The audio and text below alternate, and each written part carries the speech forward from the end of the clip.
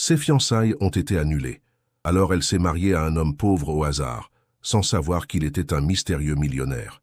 Avant de commencer, commentez d'où vous regardez. Et n'oubliez pas de vous abonner à la chaîne et d'activer la cloche pour d'autres histoires comme celle-ci. Le soleil se couchait au-dessus de Zagreb, projetant une lumière dorée sur les majestueux bâtiments, tandis que Lana Petrović regardait nerveusement sa montre pour la 10e fois en l'espace de 5 minutes. Le parfum des fleurs fraîches emplissait l'élégante salle du restaurant Esplanade, où les tables étaient ornées de cristaux étincelants et de couverts en argent. Le tintement des verres et le doux murmure des conversations créaient le cadre parfait pour ce qui devait être la plus heureuse des soirées de sa vie. « Il est en retard », murmura-t-elle, caressant le tissu soyeux de sa robe de créateur couleur champagne. Son fiancé Dario Novak, homme d'affaires influent issu de l'une des familles les plus puissantes de la ville, devait arriver il y a une demi-heure pour leur dîner de fiançailles. Sa mère, Ivana, s'approcha, parfaitement maquillée et vêtue d'un costume coûteux. « Calme-toi, ma chérie. Les hommes à sa position ont toujours des réunions urgentes. » Sa voix était douce, mais tranchante comme un couteau. « Tu ne veux pas que ton maquillage coule. Ce soir, nous devons avoir l'air parfait. » Lana prit une profonde inspiration, tentant d'ignorer la boule dans sa gorge. Elle avait probablement raison, pensa-t-elle. Dario avait toujours été occupé. Tout comme son père avant qu'il ne les abandonne il y a 10 ans. Il aurait au moins pu appeler, murmura-t-elle, ses doigts touchant nerveusement l'anneau de fiançailles lourd en diamant sur sa main gauche. Ivana pinça les lèvres en une fine ligne. « Sois reconnaissante qu'il t'ait même regardé. Avec tes origines modestes, c'est le mieux que tu puisses obtenir. » Elle sourit ensuite, se tournant vers un des invités. « Ah, monsieur Kovačić. Quelle joie que vous soyez venu. » Lana ravala son amertume, laissant sa mère faire ce qu'elle savait faire le mieux, réseauter. Elle sentit son cœur battre la chamade, tandis qu'elle scrutait la salle remplie d'élites d'affaires, de politiciens et de membres de la haute société. Tous ces gens, elle ne les connaissait que superficiellement, surtout à travers Dario. Ils étaient là pour lui, pas pour elle. Le bruit de la grande porte s'ouvrant la fit se retourner, et un sourire de soulagement commença à se former sur ses lèvres. Mais ce qu'elle vit lui brisa le cœur en 1000 morceaux. Dario entra, parfait dans son costume sombre, un sourire éclatant sur le visage. Mais il n'était pas seul. À ses côtés se tenait une haute et magnifique femme, leurs doigts entrelacés comme s'ils avaient toujours appartenu ensemble. Marlena Kralj, un mannequin célèbre et héritière d'une immense fortune. Le murmure se calma. Le silence devint assourdissant, alors que tous les regards se tournaient du couple vers une Lana stupéfaite. « Lana, ma chérie, » dit Dario, sa voix résonnant d'une chaleur factice. « Nous devons parler. » Il semblait que la salle avait commencé à tourner autour d'elle. Elle sentait ses jambes fléchir alors que Dario s'approchait, laissant Marlena juste quelques pas derrière lui. « Ce n'est pas le moment, » commença Lana, mais Dario l'interrompit. « Malheureusement, si. Tous ces gens sont ici pour moi, pour ma famille. Ils méritent de connaître la vérité. » Sa main toucha la sienne, retirant l'anneau de fiançailles de son doigt d'un geste fluide. « Ce n'a jamais été réel, Lana. Était un accord commercial qui n'a plus de sens. » Les larmes lui brûlaient les yeux, mais elle refusait de les laisser couler. Pas ici, pas devant eux. Mais le mariage, dans 3 semaines. Ces mots se bloquèrent dans sa gorge. Dario rit, cruel et froid. Il n'y aura pas de mariage. Marlena et moi nous sommes fiancés le mois dernier à Paris. Ma famille l'a toujours préféré, bien sûr. Je ne faisais que m'amuser avec toi pendant qu'ils finalisèrent l'accord. La douleur était insupportable. Elle entendait le souffle aigu de sa mère, sentait les regards pleins de compassion, entendait les chuchotements autour d'elle. Tout ce qu'elle avait construit ces 2 dernières années, son statut, son avenir, son identité en tant que future Madame Novak, se désintégrait sous ses yeux. « Tu aurais dû savoir que était un pas trop grand pour quelqu'un ?»« Comme toi, » ajouta Dario, assez fort pour que tout le monde entende, avant de se tourner et de revenir vers Marlena, lui prenant la main comme si Lana était déjà plus qu'un passé oublié. À cet instant, Lana Petrović comprit qu'elle n'avait pas seulement perdu son fiancé, elle avait tout perdu. La maison des Petrović était silencieuse comme un cimetière, alors que Lana entrait par la porte d'entrée. Elle sentait ses genoux trembler, son corps semblant appartenir à quelqu'un d'autre. Elle pouvait encore entendre les murmures et les regards qui l'avaient suivi en sortant de l'esplanade, humiliée et déshonorée. D'une brillante fiancée à un objet de pitié en quelques minutes. Je savais que cela arriverait. La voix aiguë d'Ivana trancha le silence avant que Lana ne puisse refermer la porte derrière elle. Sa mère était assise dans le salon, un verre de vin à la main. Son mascara coulait le long de ses joues, mais non pas de chagrin, de colère. « Je savais que tu n'étais pas assez bien pour Dario. »« Maman, s'il te plaît, » murmura Lana, sentant sa gorge se serrer. « Ne maman, pas avec moi. » Ivana se leva, vacillant légèrement. « J'ai passé 10 ans à te préparer pour ça. 10 ans de leçons sur le comportement, l'étiquette, la manière de parler, juste pour que tu te maries au-dessus de ta classe. Et tu as tout gâché. » Chaque mot était comme un couteau s'enfonçant dans le cœur de Lana. « Je n'ai rien fait. C'est lui qui... »« Il y a toujours quelqu'un de mieux, n'est-ce pas ?» l'interrompit Ivana, vidant le reste de son verre d'un coup. « Et Marlena est évidemment une meilleure option. Regarde-toi, tu n'es rien de spécial. Tu n'as pas d'argent, pas de nom de famille significatif. Tu n'as même pas ton propre appartement. » Le verre vola et se brisa contre le mur à côté de Lana, laissant une tache rouge foncée qui écoulait lentement vers le sol, comme du sang. Lana sentit ses joues s'enflammer de honte et de colère. « Je suis ta fille. Tu devrais être à mes côtés, pas me blâmer. » Le rire qui suivit fut froid et sans la moindre trace d'humour. « Fille, tu étais mon investissement, Lana. Un investissement qui vient de faire faillite. » Ces mots résonnèrent dans l'air, laissant un silence encore plus lourd que n'importe quel cri. Lana fixa sa mère, la femme qui l'avait élevée avec un seul objectif, être trophée à vendre au plus offrant. « Demain, je m'attends à ce que tu partes, » dit Ivana en se penchant pour se servir encore un verre de vin. « Je ne peux pas me permettre de te nourrir et de t'habiller maintenant qu'il n'y a plus d'espoir de mariage. Peut-être que tu pourras trouver un job de serveuse. Avec ton physique, tu auras de bons pourboires. » Lana se tenait là, figée comme une statue, incapable de bouger ou de parler. Tout ce qu'elle savait, tous ses projets, toute sa sécurité, tout cela était lié à Dario et au mariage. Que restait-il d'elle sans cela? Qui était-elle? Elle n'attendit pas que sa mère répète. En silence, elle se dirigea vers sa chambre, claquant la porte derrière elle. Des larmes lourdes, qu'elle avait retenues toute la soirée, commencèrent enfin à couler. Elle ôta sa robe élégante, essuyant son maquillage sur son visage avec brutalité, comme si elle voulait effacer sa propre existence. Quand elle eut terminé, elle se regarda dans le miroir. Jamais elle ne s'était sentie aussi nue et vulnérable. Sans les cadeaux coûteux de Dario, sans les tenues soigneusement choisies par sa mère, qui était Lana Petrovitch. Elle ouvrit son armoire et tira une vieille valise. Quelques robes, une paire de chaussures, un peu de lingerie. Était tout ce qui lui appartenait vraiment. Elle sortit quelques billets et pièces de monnaie d'une poche secrète, des économies qu'elle avait mises de côté pendant des années, de l'argent qu'elle avait caché à sa mère. Ce N était pas beaucoup, mais était suffisant pour quelques nuits dans un hôtel bon marché. Suffisant pour lui donner du temps pour réfléchir. Alors qu'elle emballait ses dernières affaires, son regard tomba sur une photo d'elle et Dario prise lors de leur voyage à Paris. Ils étaient des souriants, amoureux, ou du moins elle le croyait. Elle prit la photo, l'examinant longuement, puis la déchira lentement en morceaux. Avec sa valise en main et sans plan précis, Lana quitta la maison par la porte arrière, silencieuse comme un fantôme. L'air nocturne était froid et mordant, perçant à travers sa fine veste. Mais elle s'en fichait. La douleur qu'elle portait à l'intérieur était bien plus froide que n'importe quel vent d'hiver. À ce moment-là, Lana savait une chose. Elle avait besoin d'un verre, d'un fort verre, et d'un endroit où personne ne connaîtrait son nom ou sa honte. Le café Vieux Chat était exactement ce dont Lana avait besoin. Sombre, enfumé, et assez éloigné du centre pour qu'il soit peu probable qu'elle croise quelqu'un qui la reconnaîtrait. Elle s'assit au bar, sentant son lourd sac glisser de son épaule sur le sol. Le son des gouttes de pluie frappant les fenêtres se mêlait aux mélodies mélancoliques du jazz provenant des vieux haut-parleurs. « Que puis-je vous servir ?»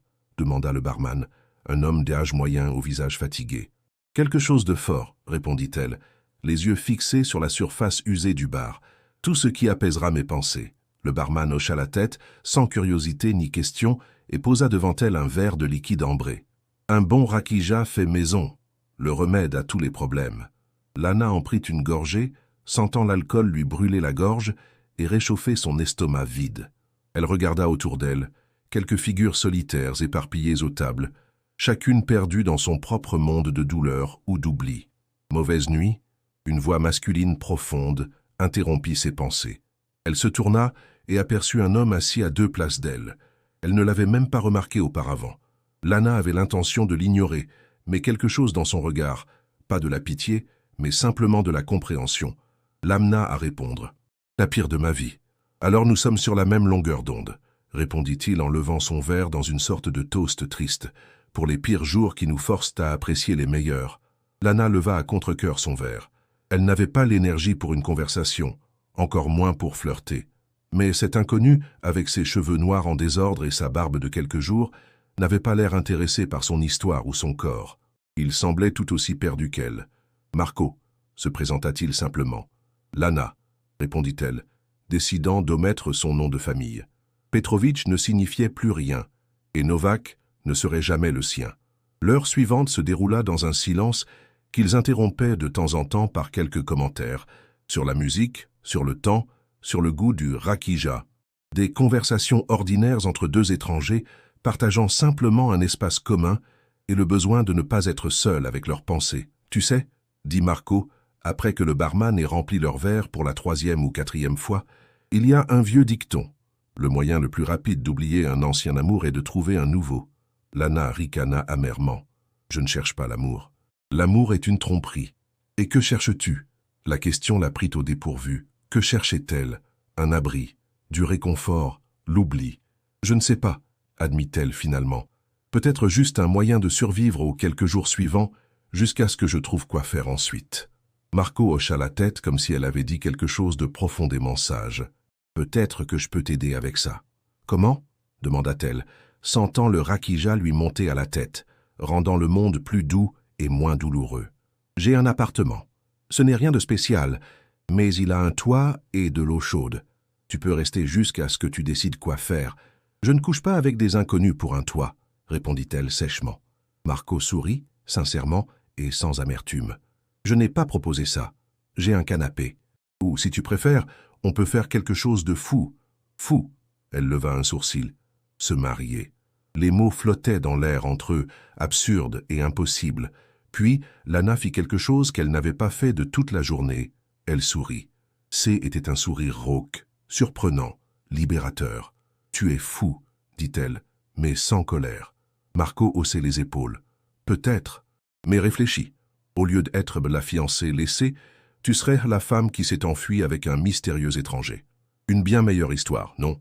De plus, mes problèmes incluent également un besoin urgent de mariage pour des raisons compliquées. » Lana l'examina, se demandant s'il était vraiment aussi fou ou s'il se moquait cruellement d'elle.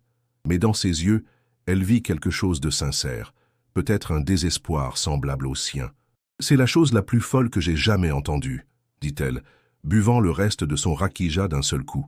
La chaleur de l'alcool se répandait dans ses veines, faisant fondre sa prudence. Que lui restait-il à perdre? Dario l'avait trahi, sa mère l'avait rejeté, son monde s'était effondré. Parfois, dit Marco, la regardant intensément, ce qui semble le plus fou au départ se révèle être la seule chose sensée. Dehors, la pluie tombait, frappant le toit du café comme des tambours. À l'intérieur, dans la chaleur d'un bar à moitié vide, sous de faibles lumières et accompagné des sons d'un vieux standard de jazz, Lana se retrouva à réfléchir à quelque chose qu'elle n'avait jamais pu imaginer. La lumière du matin perçait à travers de fins rideaux, la tirant d'un sommeil agité.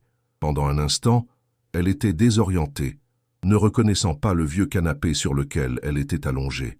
Puis les souvenirs revinrent comme une vague montante. Dario, Marlena, les mots cruels de sa mère, le café, Marco, et le geste fou et incompréhensible qui avait suivi. Elle leva la main gauche et aperçut une simple bague en métal. Ce N était ni en or, ni orné de diamants comme celle que Dario lui avait offerte. Était une bague ordinaire achetée dans une petite boutique encore ouverte tard dans la nuit, après qu'ils aient quitté le bureau de l'état civil. « Mon Dieu, qu'est-ce que j'ai fait ?» murmura-t-elle, sentant son cœur battre la chamade. Elle s'était mariée avec un parfait inconnu, avec un homme dont elle ne savait rien, sauf son nom et le fait qu'il avait un passé problématique qu'il ne voulait pas partager. « Bonjour, Madame Radic. » Marco entra dans la pièce, portant 2 tasses de café. Il était habillé de vieux jeans et d'un t-shirt gris, et ses cheveux étaient encore plus en désordre que la nuit précédente. Ça ne m'appelle pas comme ça, lui répondit-elle automatiquement, bien que techniquement, ce soit désormais son nom de famille. Elle prit la tasse qu'il lui tendait, sentant ses mains trembler. C était une erreur. J était ivre et désespéré. Marco s'assit sur le vieux fauteuil en face d'elle. Probablement, acquiesça-t-il calmement. Mais c'est fait. Et maintenant, nous avons un toit au-dessus de nos têtes, tous les deux. Pour la première fois, Lana se mit à regarder autour d'elle, remarquant vraiment l'appartement. Il était petit et modeste, avec des meubles qui avaient vu de meilleurs jours. Mais il était propre et bien entretenu. Sur les murs, il n'y avait ni photos ni détails personnels, comme si Marco vivait ici tel un fantôme, ne laissant aucune trace de son existence. « De quoi parlais-tu hier soir ?»« Des raisons compliquées pour le mariage ?» demanda-t-elle prudemment. Marco but une gorgée de café avant de répondre. « C'est une affaire familiale, compliquée et ennuyeuse. Mais le mariage résout beaucoup de mes problèmes, du moins temporairement. »« Et maintenant ?» demanda Lana, sentant sa migraine de lendemain de veille commencer à la tourmenter. « Maintenant, nous vivons au jour le jour. Tu peux rester ici aussi longtemps que tu le souhaites. Sans engagement. À part le fait que nous sommes, tu sais, mariés. » Marco sourit. « Ce n'est qu'un papier. Nous pouvons l'annuler quand tu le souhaites. » Lana se leva, ressentant le besoin de bouger. L'appartement était encore plus petit qu'il n'y paraissait au premier abord. Un salon avec un canapé, une petite cuisine, une chambre et une salle de bain. À travers la porte ouverte de la chambre, elle aperçut un simple lit et une armoire. « Où as-tu dormi ?» demanda-t-elle soudainement. « Sur le sol, répondit-il simplement. Ce n'est pas la première fois. » Lana ressentit une étrange combinaison de culpabilité et de gratitude. Marco était étrange et mystérieux, mais il semblait poli. C'était le mot. Poli d'une manière qui lui était devenue étrangère après des années passées en compagnie de Dario. Elle ouvrit le réfrigérateur, espérant trouver quelque chose pour le petit déjeuner, et fut surprise de voir seulement des produits de base, du lait, des œufs, du pain, quelques fruits. Il n'y avait pas de pâtes exotiques, de fromage français ou de délicatesses chères auxquelles elle s'était habituée. « Je suis désolé de ne pas avoir plus de choses, » dit Marco, remarquant son expression. « Je vis modestement. »« Non, ça va, » répondit-elle rapidement. « Je m'adapte juste. » En sortant les œufs du réfrigérateur, son regard tomba sur la table de cuisine où reposait un magazine ouvert. C était un magazine international sur les yachts de luxe, ouvert sur un article concernant les derniers modèles, valant des dizaines de millions d'euros. « Tu t'intéresses aux yachts ?» demanda-t-elle, montrant le magazine. Marco parut un instant surpris, presque pris en faute, avant de hausser les épaules. « C'est juste du rêve. Qui ne voudrait pas naviguer en Méditerranée sur une telle beauté ?» Lana acquiesça, mais quelque chose dans sa réaction lui sembla étrange. Elle regarda de plus près le magazine et remarqua des annotations dans les marges, écrites d'une écriture précise. Des notes sur les performances des moteurs, la consommation de carburant, des spécifications techniques que seul quelqu'un avec des connaissances approfondies sur les yachts pourrait comprendre. « Tu t'y connais vraiment dans ce domaine ?» dit-elle lentement. « J'ai autrefois travaillé sur des bateaux, » répondit-il rapidement, prenant le magazine et le fermant. C était il y a longtemps. Mais quelque chose d'autre attira l'attention de Lana. À côté du magazine se trouvait un livre, « Stratégie d'investissement immobilier pour les ultra-riches ». Ce N n'était pas un livre que l'on s'attendrait à trouver chez quelqu'un qui vit modestement. Marco remarqua la direction de son regard et se leva, prenant le livre et le magazine. « J'aime apprendre sur un monde dont je peux seulement rêver », dit-il avec une aisance qui semblait préparée. « Et maintenant, que dirais-tu d'un petit déjeuner ?» Pendant que Marco cuisinait des œufs, Lana se demandait qui était réellement l'homme qu'elle avait épousé. Et pourquoi avait-elle le sentiment qu'il ne lui avait pas dit toute la vérité? La pluie tombait déjà depuis 3 jours, et Lana regardait par la fenêtre, observant les gouttes glisser sur le verre, créant des contours flous de la ville. Cela faisait 3 semaines depuis son mariage impulsif avec Marco. 3 semaines à vivre dans un petit appartement, apprenant à faire ses courses en solde, à cuisiner des plats simples et à vivre sans le luxe auquel elle s'était habituée. Étrangement, cela ne lui manquait pas autant qu'elle l'avait anticipé. Elle interrompit ses pensées en remarquant le sac de Marco près de la porte. Il l'avait oublié ce matin, en se dépêchant d'aller au travail. Il prétendait travailler comme consultant, mais ses heures de travail étaient étranges, et il rentrait souvent à la maison avec des documents dans des langues étrangères. Elle n'avait pas l'intention de fouiller, vraiment pas. Mais le sac était tombé, et quelques papiers S étaient répandus sur le sol. En les ramassant, un document attira son attention. C était un relevé bancaire en allemand, avec des chiffres ayant trop de zéros pour appartenir à quelqu'un vivant d'un salaire à l'autre. « Qu'est-ce que c'est » murmura-t-elle pour elle-même. Des fouilles plus approfondies révélèrent d'autres documents, des contrats, des portefeuilles d'investissement, de la documentation sur des biens immobiliers à travers l'Europe, et une photo, ancienne peut-être de 5 ans, où Marco se tenait dans un costume élégant, entouré de personnes qu'elle reconnut comme certains des industriels les plus riches du pays. Lana sentit sa gorge se serrer. Qui était vraiment l'homme qu'elle avait épousé? Le temps passait, et elle était assise entourée de papiers qui racontèrent l'histoire de la richesse et du pouvoir que Marco cachait soigneusement. Quand elle entendit la clé dans la serrure, il était trop tard pour tout remettre en place.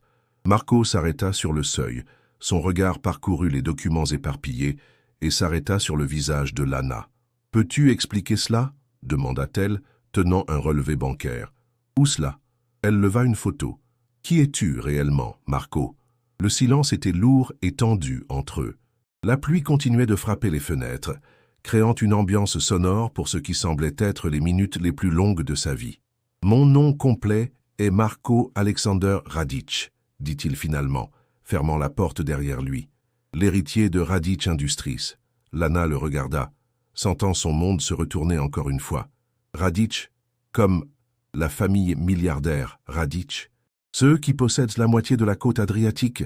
Techniquement, seulement un tiers, répondit-il avec un sourire amer. Mais pourquoi? Pourquoi vis-tu ainsi? Pourquoi m'as-tu épousé? Est-ce un jeu malsain? Lana se leva, sentant la colère et la confusion couler dans ses veines. Ce n'est pas un jeu, dit Marco, restant calme face à sa rage. Il y a 5 ans, j'ai tout quitté. J'ai décidé de vivre anonymement, sans le poids de mon nom de famille et des attentes. Et quoi, tu as trouvé une fille désespérée pour t'épouser par amusement? Non. Les yeux de Marco rencontrèrent les siens avec une intensité qui la fit hésiter. Mon père a mis une condition dans son testament. Je dois être marié avant mon 30e anniversaire pour hériter de ma part de l'Empire. La date était dans 2 jours quand nous nous sommes rencontrés. Donc, J était une belle opportunité. La voix de Lana se brisa. D'abord, oui. Marco s'avança vers elle. Mais ensuite, tu es devenu quelque chose de plus. Je ne l'avais pas prévu, Lana. Je ne m'étais pas attendu à tomber amoureux de toi.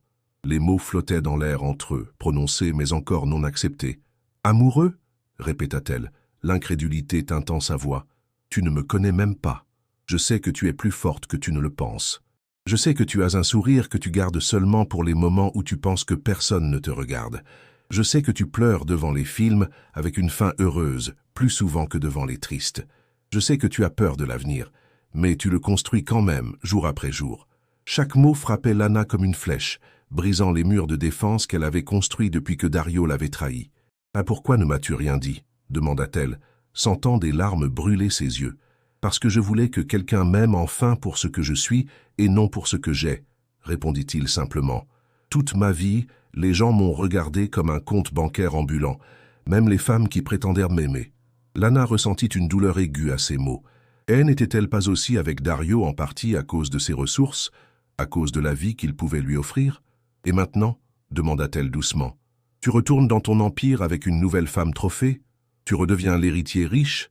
Marco fit un pas vers elle, prenant ses mains dans les siennes. « Cela dépend de toi, Lana. Nous pouvons annuler le mariage, te donner suffisamment pour commencer une nouvelle vie, où que tu le souhaites. »« Où ?» demanda-t-elle, sentant son cœur battre plus fort que jamais. « Où nous pouvons vraiment essayer, ensemble. Pas comme un riche héritier et sa femme, mais comme 2 personnes qui construisent quelque chose de réel. » 1 an plus tard, Lana se tenait sur la terrasse d'une villa de luxe, surplombant la mer Adriatique, regardant le coucher de soleil qui colorait le ciel de nuances de rouge et d'orange. La brise caressait ses cheveux, tandis qu'elle tenait une tasse de thé, réfléchissant à l'incroyable voyage qu'il avait mené ici. « À quoi penses-tu » La voix de Marco interrompit ses pensées alors qu'il s'approchait d'elle par derrière, la serrant doucement autour de la taille. « À tout » répondit-elle, s'appuyant contre lui. « À la façon dont la vie peut changer complètement en seulement 1 an. » Après que Marco ait révélé sa véritable identité, leur vie était devenue un tourbillon de changements.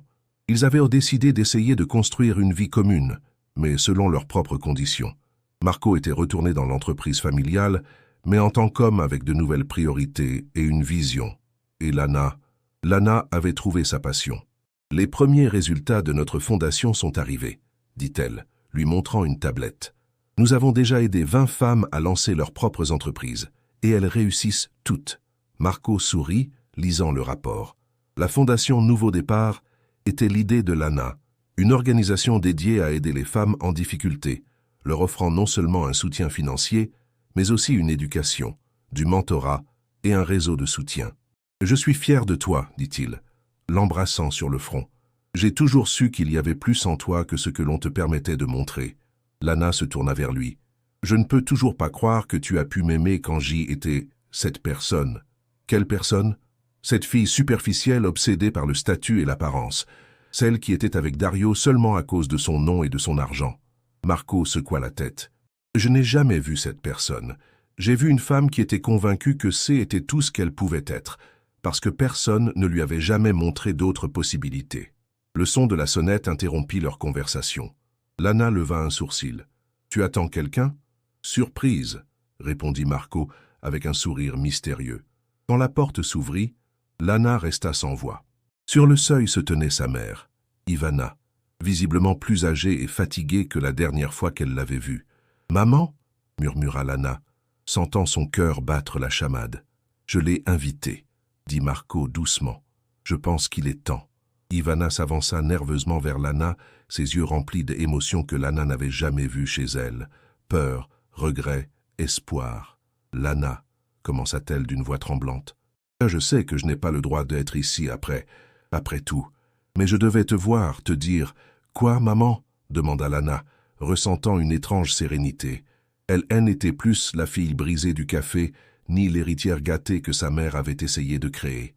Elle était une femme qui avait trouvé sa valeur, au-delà de l'approbation de quiconque. « Te dire que j'ai eu tort. » Les larmes d'Ivana commencèrent enfin à couler. « Toute ma vie, j'ai appris à te guider vers de mauvaises choses, à te pousser vers des gens comme Dario, car je pensais que C était le seul chemin vers la sécurité et le bonheur. » Lana sentit sa gorge se serrer. « Et maintenant, je vois que tu as trouvé tout cela, mais d'une manière que je n'aurais jamais pu imaginer. Tu as réussi, Lana. À ta façon. » Le silence emplit la pièce, lourd de mots non dits et de décennies de mauvaises décisions. « Je suis venu te demander pardon, » dit enfin Ivana, « et je te demande la chance de connaître la femme en laquelle tu es devenue. » Lana tourna son regard vers Marco, qui se tenait à l'écart, leur laissant de l'espace. Son regard était plein de soutien et d'amour, pas de cet amour qui étouffe et contrôle, mais celui qui libère. « Chacun mérite une seconde chance, » finit-elle par dire, tendant la main à sa mère. « C'est ce que j'ai appris de l'homme qui m'a donné la mienne. » Alors que les trois figures se tenaient dans la villa luxueuse, Lana comprit l'ironie ultime de son histoire. Toute sa vie, elle avait couru après la richesse et le statut, croyant qu'ils lui apporteraient bonheur et sécurité. Et quand elle les avait enfin trouvés, ce haine n'était pas grâce à la richesse, mais malgré elle. « Parfois, dit-elle en regardant le coucher de soleil, nous devons perdre tout ce que nous pensons vouloir, pour trouver ce dont nous avons réellement besoin. » Alors que le ciel passait d'un or éclatant à un bleu profond, Lana savait que la plus grande richesse ne résidait pas dans les comptes bancaires de Marco ou dans le patrimoine familial. Elle se trouvait dans la liberté d'être enfin celle qu'elle avait toujours pu être, une femme qui écrit sa propre histoire. Si cette histoire vous a touché, partagez-la avec ceux qui ont besoin d'un rappel que le véritable amour transcende le matériel. Abonnez-vous à notre chaîne pour plus d'histoires émouvantes qui touchent le cœur et inspirent l'âme. Laissez un commentaire et dites-nous quelle scène vous a le plus touché. Vos mots inspirent nos futures histoires. Rappelez-vous, parfois les plus belles romances commencent quand on s'y attend le moins.